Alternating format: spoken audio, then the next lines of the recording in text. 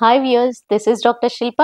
ఈరోజు నేను pregnancy investigations మొదట్లోనే ఫస్ట్ ప్రెగ్నెన్సీ వచ్చింది అని తెలియగానే వెంటనే డయాగ్నోస్టిక్ ఇన్వెస్టిగేషన్స్ కానీ స్కాన్స్ కానీ ఎందుకు చేస్తున్నారు, ఎందుకు చేయించాలి చెప్పదలుచుకున్నాను. యాక్చువల్లీ చెప్పాలంటే ఫస్ట్ ప్రెగ్నెన్సీ నిలబడగానే ఒక ప్రెగ్నెంట్ ఉమెన్ లో చాలా రకమైన మార్పులు జరుగుతాయి. ఎప్పుడైతే ప్రొజెస్టిరాన్ మొదలవుతుందో ప్రతి సిస్టమ్ మీద దాని ఇంపాక్ట్ అనేది ఉంటుంది. అది డైజెస్టివ్ సిస్టమ్ నుంచి మొదలుకొని కిడ్నీ ఫంక్షనింగ్ వరకు కూడా ఇంపాక్ట్ ఉంటుంది. ఇవన్నీ విషయాలు తెలుసుకోవడానికి first blood investigations, first pregnancy నిలబడుతూనే ఇన్వెస్టిగేషన్స్ అంటూ చేయడం జరుగుతుంది. దాంట్లో వచ్చేసి కంప్లీట్ బ్లడ్ పిక్చర్, వాళ్ళల్లో హిమోగ్లోబిన్ శాతం ఎంతగా ఉంది, టోటల్ కౌంట్, డబ్ల్యూబీసీ కౌంట్ కానివ్వండి, ఆర్బీసీ కౌంట్ కానీ, రక్త కణాలు, ఎర్ర రక్త కణాలు, తెల్ల రక్త కణాలు అండ్ ప్లేట్లెట్స్ కానీ ఎంతవరకు ఉన్నాయి, అన్ని కరెక్ట్ గా ఉన్నాయా లేదా, వాళ్ళ ఫిజికల్ ఫిట్నెస్ అనేది ప్రెగ్నెన్సీకి బేర్ చేసే స్థితిలో ఉందా లేదా అనేది ఫిజికల్ ఎగ్జామినేషన్ ద్వారా కూడా, దాంతో పాటుగా బయోకెమికల్ ఇన్వెస్టిగేషన్స్ చేస్తూ యూరిన్ టెస్ట్ వరకు,